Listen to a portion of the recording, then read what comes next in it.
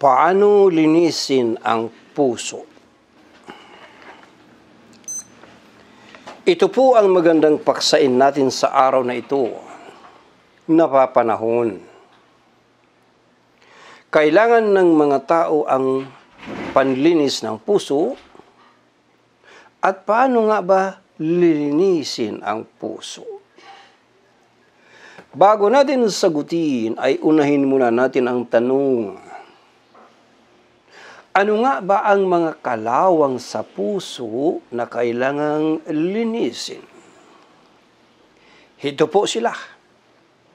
At iisa-isahin natin ang mga kalawang sa puso para po mapaalalahanan ang bawat isa.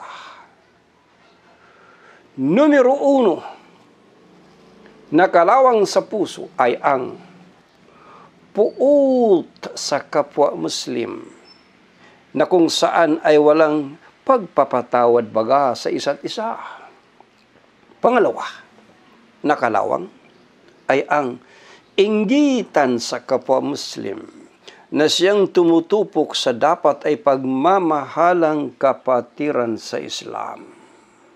Numero 3 na kalawang ay ang inaalaga ang sama ng loob sa kapwa Muslim na pangmatagalan or panghabang buhay na puot.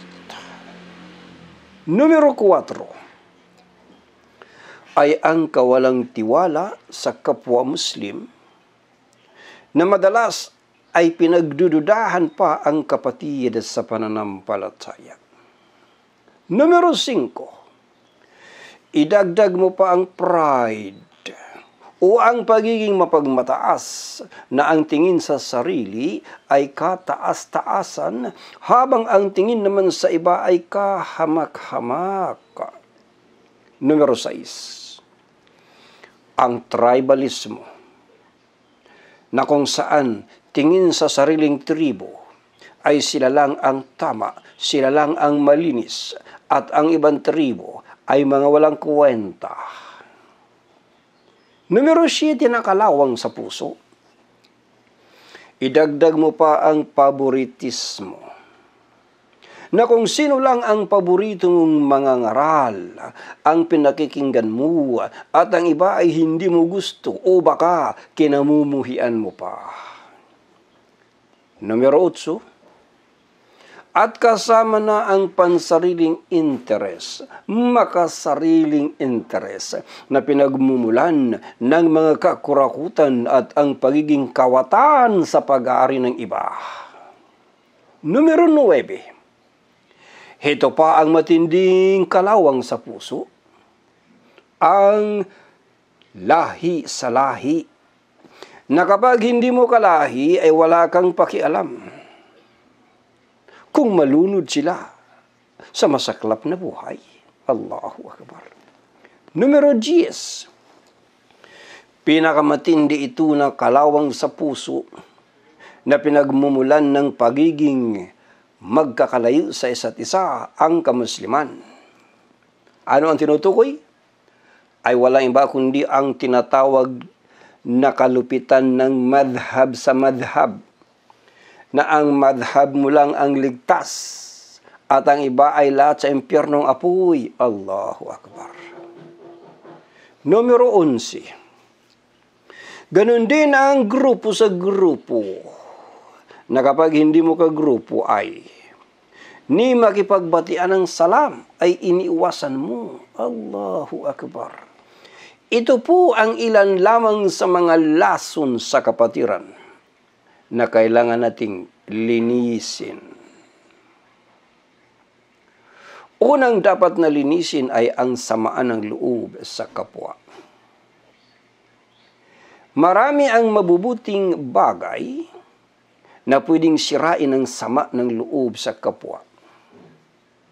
Halimbawa ay ang mag-asawa na nauuwi sa mahabding hiwalayan dahilan sa inaalaga ang mga sama ng loob. Ang mga magkakaibigang nauuwi rin sa murder. Anong saklap? Dahilan din sa inaalaga ang mga sama ng loob.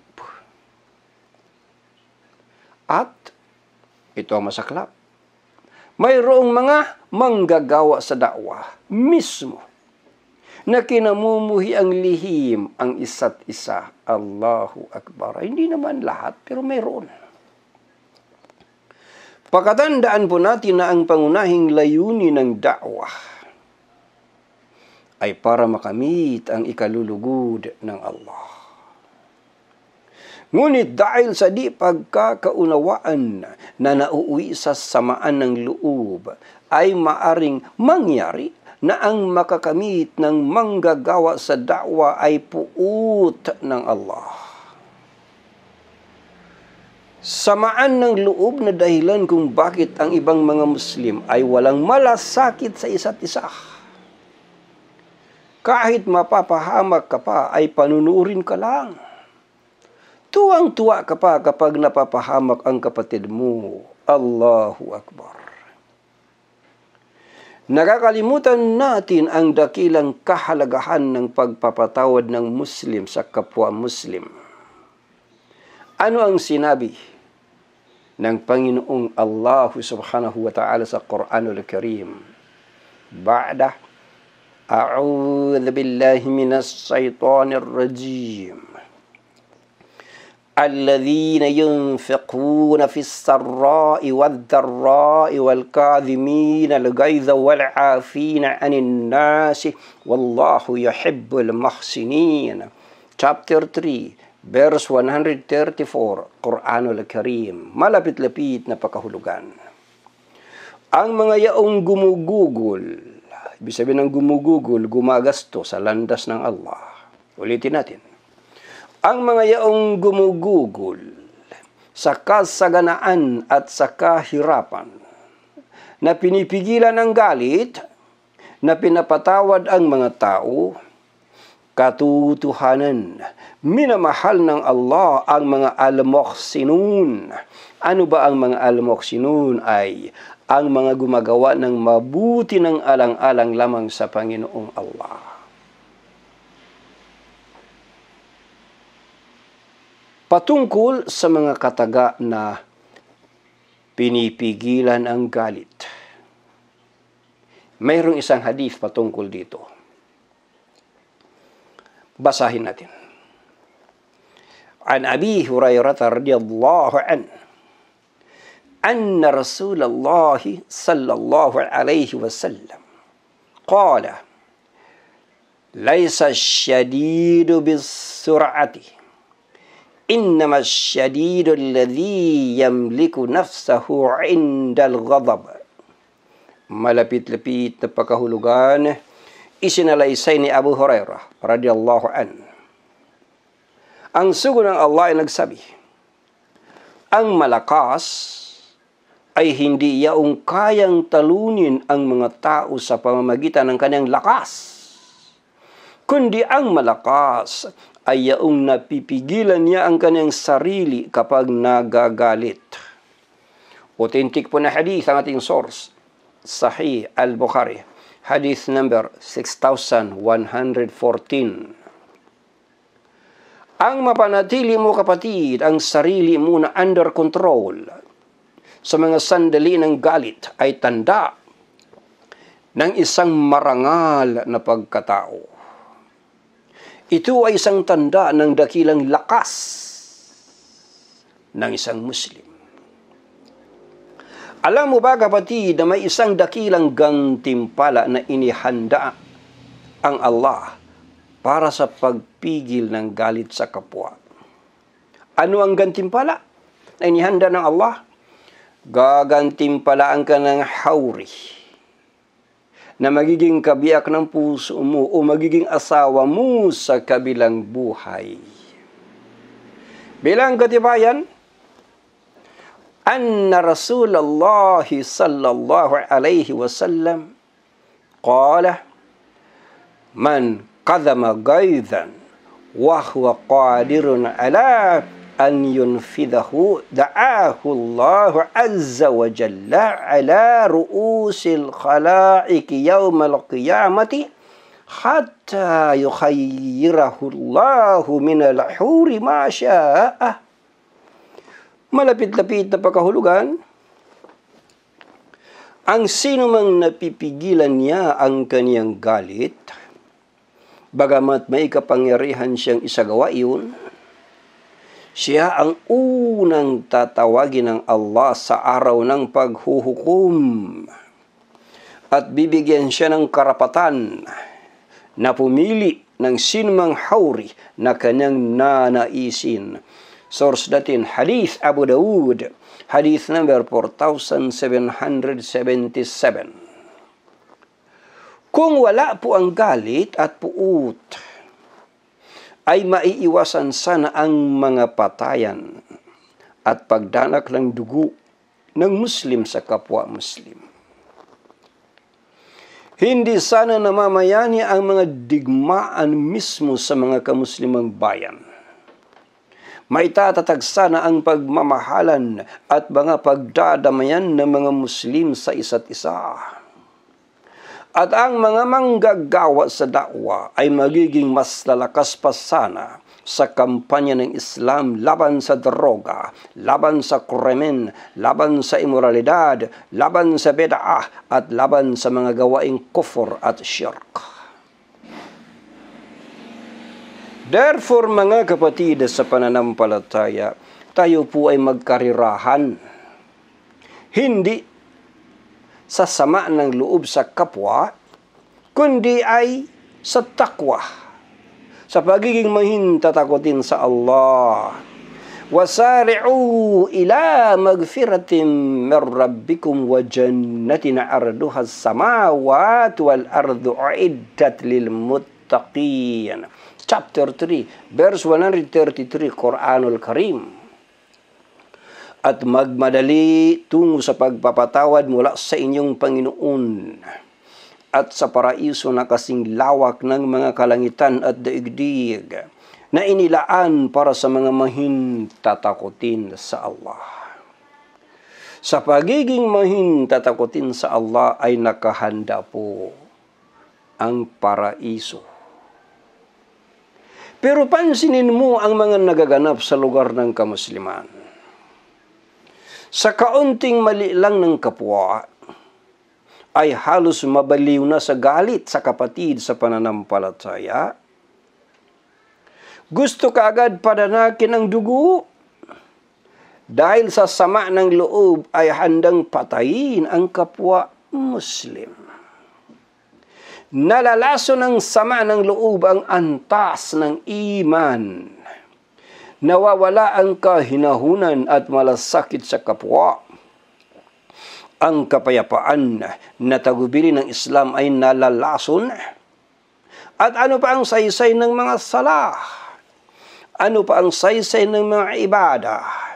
Ano pa ang saysay ng mga gawaing kabanalan kung kasabay nito ay mga puut sa kapwa?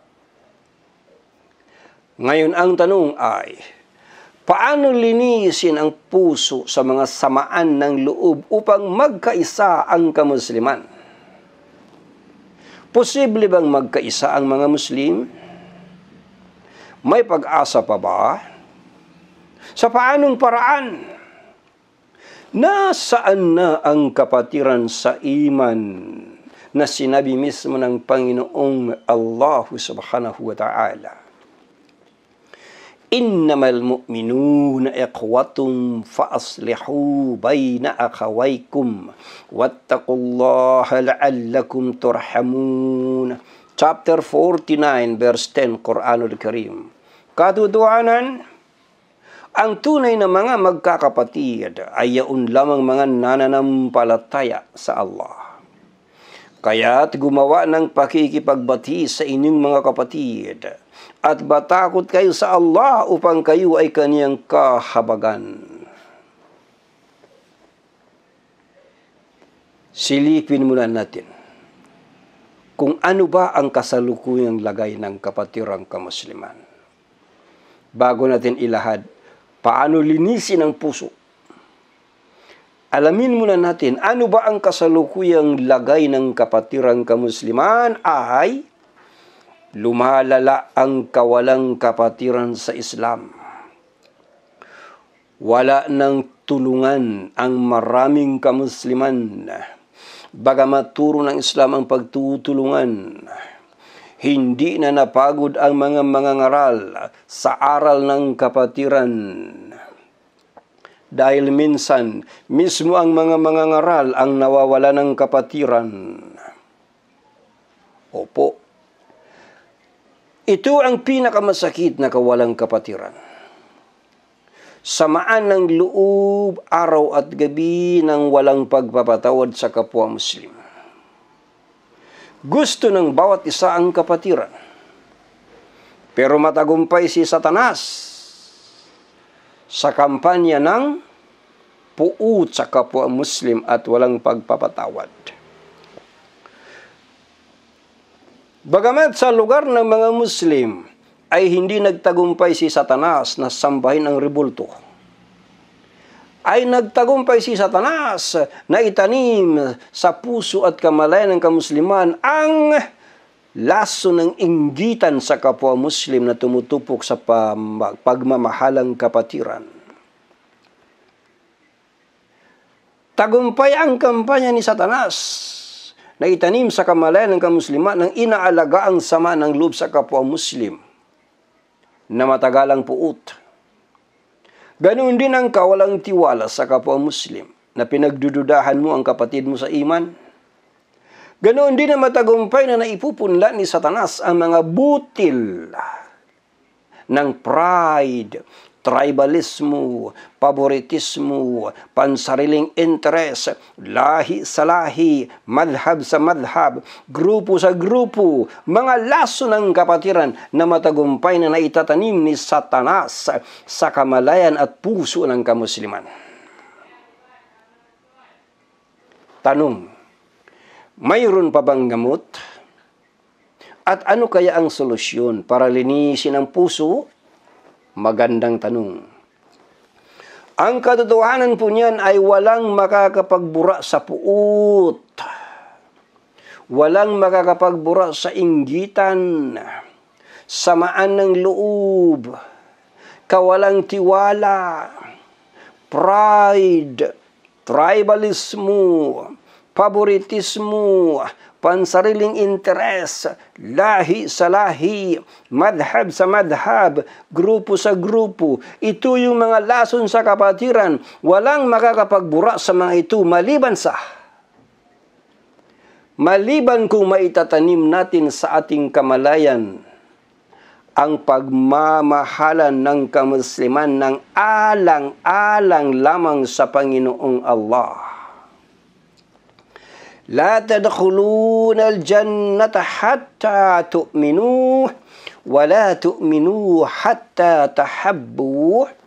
Hindi kayo makakapasok sa paraiso hanggat hindi kayo nananampalataya at hindi kayo mananampalataya hanggat hindi ninyo minahal ang isa't isa. Authentic po na hadith, Sahih Muslim at saka hadith Ahmad. Ang tunay na magkakapatid ay mananampalataya. Yung binasa natin kanina na aya, na ulitin natin ngayon. Innamal mu'minuna ikhwatum fa-aslihu bayna akhawaykum wattaqullaha la'allakum turhamun. Chapter 49 verse 10, Quranul Karim. Katotohanan, ang tunay na mga magkakapatid ay yaon lamang mga nananampalataya sa Allah. Kaya't gumawa ng pakikipagbati sa inyong mga kapatid at matakot kayo sa Allah upang kayo ay kaniyang kahabagan. Pangunahin po na katangian ng Muslim na turo ng Islam ay ang pagmamahal sa mga kapatiran.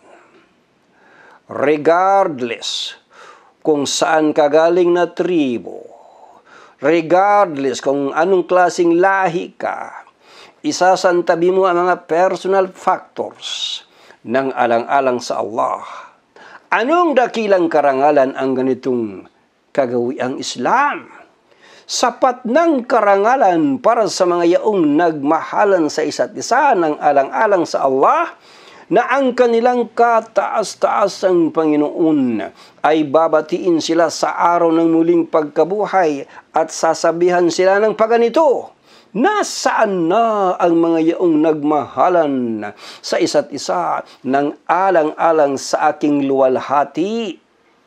Sa araw na ito ay pasisilungin ko sila sa aking lilim, sa araw na walang lilim maliban sa akin. Authentic po na hadith, Sahih Muslim.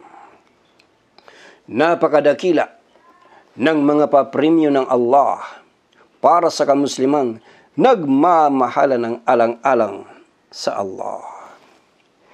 Dito po makakamit ang tunay na pagkakaisa na nagmumula sa liwanag ng Islam hanggat ang bigkis na uugnay sa Muslim ay hindi ang bigkis ng pagmamahalan ng alang-alang sa Allah, ay mananaig pa rin ang puot, inggitan, samaan ng loob, kawalang tiwala, pride, tribalismo, favoritismo, pansariling interest, lahi sa lahi, madhab sa madhab, grupo sa grupo, mga lason sa kapatiran, sa pamamagitan lamang ng pagmamahalan para sa Allah, ay magagawa mong gustuhin para sa kapatid mo kung anong gusto mo rin para sa sarili mo.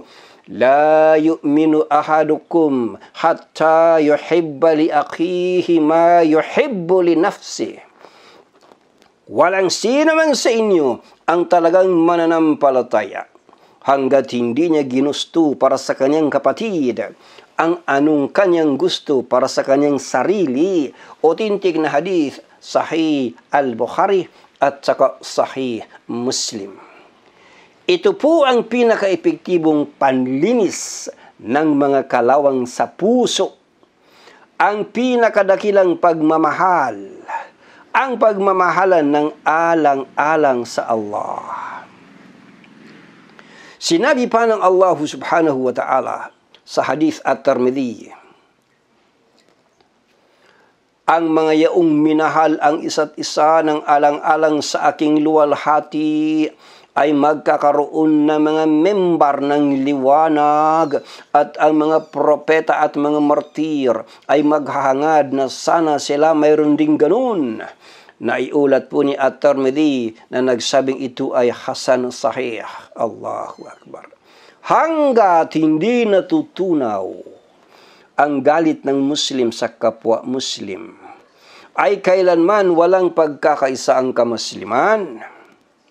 Ito ang pangunahing kalawang na kailangang linisin sa ating mga sarili, at ang pinaka-epektibong panlinis sa mga kalawang sa puso ay ang matutunan nating mahalin ang isa't isa ng alang-alang lang sa ikalulugod ng Panginoong Allah.